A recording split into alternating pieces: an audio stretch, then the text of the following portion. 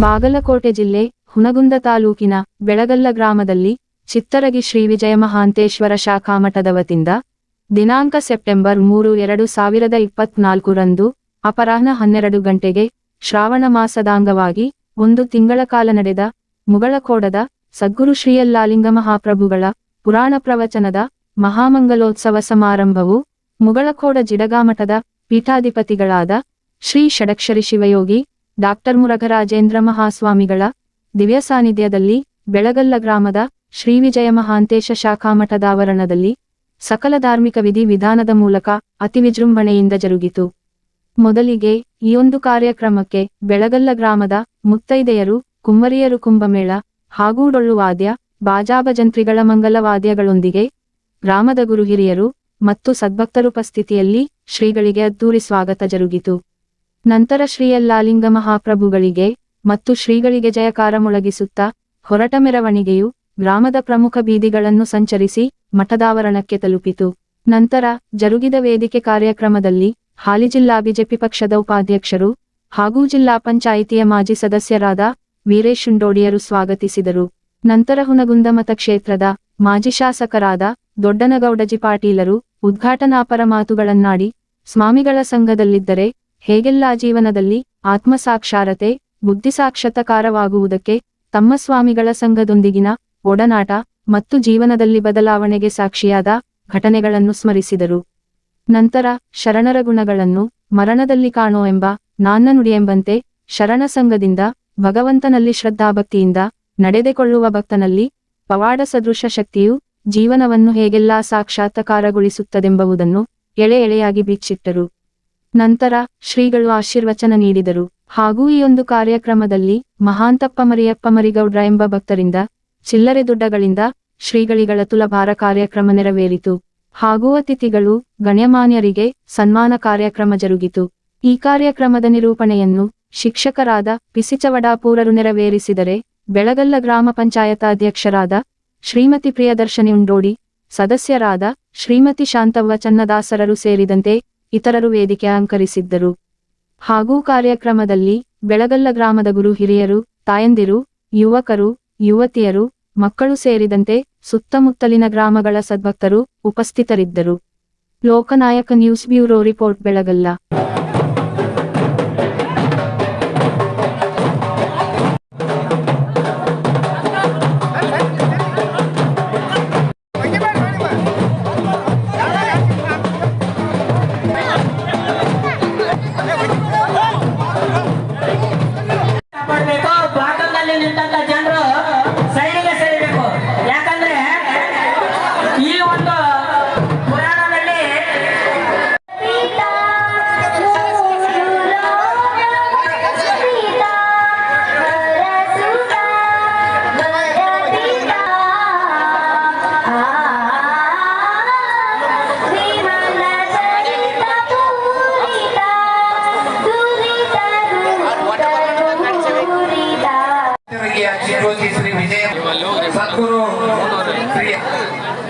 ಇವತ್ತು ಈ ವರ್ಷವೂ ಕೂಡ ಶ್ರಾವಣ ಮಾಸದ ಅಂಗವಾಗಿ ಬೆಳಗಲ್ ಗ್ರಾಮದಲ್ಲಿ ಇರುವಂತಹ ಸದ್ಗುರು ಶ್ರೀ ಯಲ್ಲಾಲಿಂಗ ಮಹಾರಾಜರ ಪುರಾಣ ಪ್ರವಚನದ ಮಹಾಮಂಗಲೋತ್ಸವದ ವೇದಿಕೆಯ ದಿವ್ಯ ಸಾನ್ನಿಧ್ಯವನ್ನ ವಹಿಸಿರುವಂತಹ ಇವತ್ತು ನಮ್ಮ ಗ್ರಾಮಕ್ಕೆ ಬೆಳಗಲ್ ಗ್ರಾಮವನ್ನ ತಮ್ಮ ಪಾದ ಸ್ಪರ್ಶದ ಮೂಲಕ ಪಾವನಗೊಳಿಸಿರುವಂತಹ ಷಡಕ್ಷರಿ ಪೂಜ್ಯ ಷಡಕ್ಷರಿ ಶಿವಯೋಗಿಗಳು ಪೂಜ್ಯ ಡಾಕ್ಟರ್ ಮುರುಘರಾಜೇಂದ್ರ ಮಹಾಸ್ವಾಮಿಗಳವರನ್ನ ಈ ಬೆಳಗಲ್ಲ ಗ್ರಾಮಸ್ಥರ ಪರವಾಗಿ ಇಲ್ಲಿ ಸೇರಿರುವಂತಹ ಸಮಸ್ತ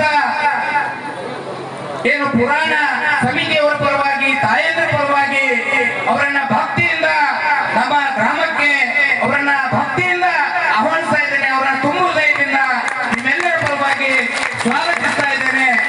ಸನ್ಮಾನ್ಯ PC ಗದ್ದಿಗೌಡರವರನ್ನು ಕೂಡ ಅವರ ಅನುಪಸ್ಥಿತಿಯಲ್ಲಿ ತುಂಬ ಹೃದಯದ ಸ್ವಾಗತವನ್ನ ಬಯಸ್ತಾ ಇದ್ದೇನೆ. ನಾಯಕರು ನಾವೆಲ್ಲರೂ ಕೂಡ ರಾಜೇಂದ್ರ ಅಪ್ಪಾಜಿ ಅವರು ನಮ್ಮ ಗ್ರಾಮಸ್ಥರಿಗಿಂತ ತುಂಬಾ ಪಟ್ಟವರು. ಸನ್ಮಾನ್ಯ ಏನು ದೊಡ್ಡನಗೌಡಜಿ ಪಾಟೀಲ್ ಸಾಹೇಬ್ ಅವರು ಬಹಳಷ್ಟು ಸಂತೋಷವನ್ನು ಪಟ್ಟರು.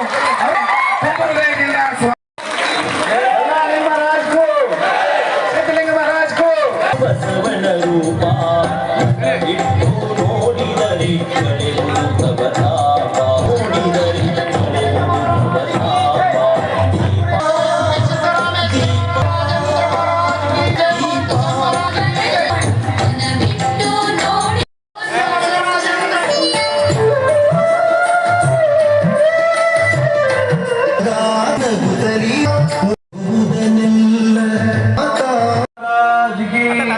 सांब जय नमः पार्वते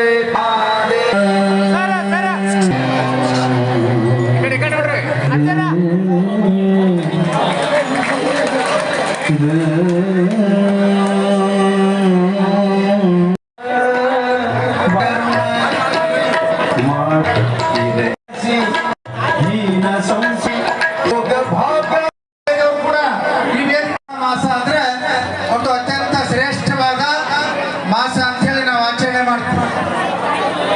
ಪೂರ್ತಿ ಮಾಸಾಂತರ ಈ ಶ್ರಾವಣ ಮಾಸದಲ್ಲಿ ಈ ತಿಂಗಳು ನಾವೇನ್ ಮಾಡ್ತೀವಿ, ಪುರಾಣ ಪ್ರವಚನ, ಅನೇಕ ಶರಣರ ಸಂತರ ಪ್ರವಚನಗಳನ್ನ ಇವತ್ತು ಪ್ರವಚನ ಅನ್ಕೊಂಡಂತ ಸಂದರ್ಭದಲ್ಲಿ ಇವತ್ತು ಬೆಳಗಾವಿ ಗ್ರಾಮದಲ್ಲಿ ನೀವು ತಿಂಗಳಿಂದ ಶ್ರೀ ಯಲ್ಲಾಲಿಂಗ ಮಹಾಪ್ರಭುಗಳ ಒಂದು ಪುರಾಣ ಪ್ರವಚನವನ್ನೆಲ್ಲ ಕೇಳಿದೆ. ಯಾಕೆ ಈ ಪ್ರವಚನಗಳನ್ನು ಹೇಳ್ತಾರೆ ಅಂತಂದ್ರೆ, ನಮ್ಮ ಶರಣರು ಮಾಡಿರ್ತಕ್ಕಂಥ ಪವಾಡಗಳನ್ನ ದೃಷ್ಟಾಂತದ ಮುಖಾಂತರ ನಿಮಗೆ ತಿಂಗಳ ಪರ್ಯಂತ ಇವತ್ತು ಪ್ರವಚನಕಾರರು ನಿಮ್ಗೆ ಉಣಬಡಿಸಿದ್ದಾರೆ, ಇವತ್ತು ತಿಳಿಸಿದ್ದಾರೆ. ಅಂದ್ರೆ ಯಾವ ರೀತಿ ನಾವು ಆ ಭಗವಂತನಲ್ಲಿ ಭಕ್ತಿಯಿಂದ ನಡೆದುಕೊಂಡಾಗ ನಮ್ಗೆ ಏನೇನು ಫಲ ದೊರೆಯುತ್ತೆ ಅನ್ನೋ ಒಂದು ಚರಿತಾಮೃತವನ್ನ ಈ ಒಂದು ಪುರಾಣದ ಮುಖಾಂತರ ನಾವು ಕಂಡುಕೊಳ್ತೀವಿ. ಯಾವ ಶರಣರು ನಾವು ನಡ್ಕೊಳ್ತೀವಿ ಆ ರೀತಿ ನಾವು ವರವನ್ನ ಪಡ್ಕೊಳ್ತೀವಿ. ಶರಣರಲ್ಲಿ ಇಲ್ಲಿ ಹೇಳಲಿಕ್ಕೆ ಬಯಸ್ತೀನಿ, ನಾನು ದೃಷ್ಟಾಂತಗಳನ್ನು ಹೇಳ್ತಾ ಇದ್ದೀನಿ. ಇದ್ದಾಗ ನಮ್ಮ ಅಜ್ಜ ಸಜ್ಜನಗುಡದ ಶರಣಮ್ಮ ತಾಯಿಯವರ ಹತ್ರ ಅಮಾವಾಸ್ಯೆ ದಿವಸ ಹುಣ್ಣಿಮೆ ದಿವಸ ಇದ್ರು. ಕರ್ಕೊಂಡು ಹೋದಾಗ ಅವ್ರು ಒಂದು ಮಾತು ಹೇಳಿದ್ರು. ನಮ್ಮ ಅಜ್ಜ ಏನ್ ಹೇಳಿದ್ರು, ಅಮ್ಮವ್ರೆ ಒಳ್ಳೆ ನಿದ್ದೆ ಕೊಡು ತಾಯಿ ಅಂತ ಹೇಳಿ ಬೇಡ್ಕೊಂಡಾಗ ನಮ್ಮ ಶರಣಮ್ಮ ತಾಯಿಯವರು ಏನ್ ಹೇಳಿದ್ರು ಅಂದ್ರೆ, ಅವನು ದೊಡ್ಡವನಾಗ್ತಾನಪ್ಪ, ಅವನ ಬಗ್ಗೆ ಏನೇ ನೀ ಚಿಂತೆ ಮಾಡಬೇಡ ಅಂತ ಹೇಳಿದ್ರು. ಅಷ್ಟೇ ಅಲ್ಲ, ಮದುವೆ ಸಮಾರಂಭ ಮಹಾಪುರಾಣ ಮಗ್ನೋತ್ಸವ ಸಮಾರಂಭದಲ್ಲಿ ಈ ವೇದಿಕೆ ಮೇಲೆ ಆಸೀನರಾಗಿರುವಂಥ ಶ್ರಾವಣ ಮಾಸದ ಪ್ರಯುಕ್ತವಾಗಿ ನಡೆಸಿಕೊಂಡು ಬಂದಿರುವಂಥ ಸದ್ಗುರು ಮಹಾಪ್ರಭುಗಳ ಮಹಾಪುರಾಣವನ್ನು ಇಂದು ಅಂತ ಈ ಕಾರ್ಯಕ್ರಮ ಒಂದು ತಿಂಗಳ ಪರ್ಯಂತರವಾಗಿ ಮಹಾಪುರಾಣವನ್ನ ಇವತ್ತು ಮುಕ್ತಾಯ ಸಮಾರಂಭ. ಇವತ್ತಿನ ದಿನ ಮುಗುಳ್ಕೊಡದಲ್ಲಿ ಮಾಡಬೇಕು ಅಂತ ನಿರ್ಣಯವನ್ನ ಮಾಡಿರ್ತಾರೆ. ತಾರೀಕು ಬೆಳಗಿಲಿಗೆ ಬರ್ತೀನಿ ಅನ್ನುವಂಥ ಮಾತನ್ನ ಎಲ್ಲ ಪ್ರಮುಖರ ಮುಂದೆ ಹೇಳಿರುವಂಥದ್ದು. ಆತ್ಮರ ಆ ಶಕ್ತಿ ಮತ್ತು ಭಕ್ತರ ಭಕ್ತಿ ಎಷ್ಟು ಸೂಕ್ಷ್ಮವಾಗಿರ್ತದೆ ಅಂದರೆ, ನಾವು ಯಾವಾಗಲೂ ಕೂಡ ಹೋಗ ಅಮಾವಾಸ್ಯೆಯನ್ನು ಮಾಡ್ತೇವೆ. ಪುಣ್ಯ ಮಿಕ್ಕ ಅಮಾವಾಸ್ಯೆ ಅಂದರೆ ಹೋಗ ಅಮಾವಾಸ್ಯೆಯನ್ನು ಮಾಡ್ತೇವೆ. ಇವತ್ತಿನ ದಿನ ಮುಗುಳ್ಕೊಡದಲ್ಲಿ ಅಮಾವಾಸ್ಯೆ ಆಗಬೇಕಾಗಿತ್ತು, ಆದರೆ ಆ ಅಮಾವಾಸ್ಯೆ ನಾವು ಅಲ್ಲಿ ಆಚರಣೆಯನ್ನು ಮಾಡಿ ನಾವು ಇಲ್ಲಿ ಬಂದಿದ್ದೀವಿ ಅಂತಂದರೆ, ಬಹುಶಃ ಯಲ್ಲಾಲಿಂಗ ಪ್ರಭುಗಳು ಎಲ್ಲಿ ಭಕ್ತಿ ಇರ್ತದೆ ಅಲ್ಲಿ ಭಗವಂತ ಇರ್ತಾನೆ, ಎಲ್ಲಿ ಭಕ್ತರು ಇರ್ತಾರೆ ಅಲ್ಲಿ ಗುರುಗಳು ಇರ್ತಾರೆ ಅನ್ನೋದಕ್ಕೆ ಇವತ್ತು ಬೆಳಗರ ಗ್ರಾಮದ ಬಹಳ ದೊಡ್ಡ ಮಾತೇನಲ್ಲ. ಆದರೆ ಪುಟ್ಟ ಇದ್ದಲ್ಲಿ ಬೆಟ್ಟ ಬರುವುದು ಬಹಳ ದೊಡ್ಡ ಮಾತು. ನೀವೆಲ್ಲರೂ ಒಂದು ಗಾಡಿ ಕಟ್ಕೊಂಡು ಮುಗುಳ್ಕೊಂಡು ಮಠಕ್ಕೆ ಬರೋದು ದೊಡ್ಡದಲ್ಲ. ನಿಮ್ಮೆಲ್ಲರ ಭಕ್ತಿಗಾಗಿ ಆ ಮುಗುಳ್ಕೊಂಡು ಮಠನೇ ನಿಮ್ಮ ಊರಿಗೆ ಬರಬೇಕಲ್ಲ, ಅದು ಬೆಳಗರದಲ್ಲಿ ನಾವು ಆಚರಣೆಯನ್ನು ಮಾಡ್ತೀವಿ ಅಂತಂದ್ರೆ, ಇವತ್ತು ಸಾಕ್ಷಾತ್ ಯಲ್ಲಾಲಿಂಗ ಪ್ರಭುಗಳು ನಿಮ್ಮೆಲ್ಲರ ಭಕ್ತಿಗಾಗಿ ಅವರು ಬೆಳಗರ ಗ್ರಾಮಕ್ಕೆ ಬಂದಾರೆ ಅನ್ನೋ ಕಾರಣಕ್ಕಾಗಿ ಇವತ್ತು ಅಷ್ಟೇ ಯಶಸ್ವಿ ರೀತಿಯಲ್ಲಿ ನಡೆದಿರುವಂಥದ್ದು.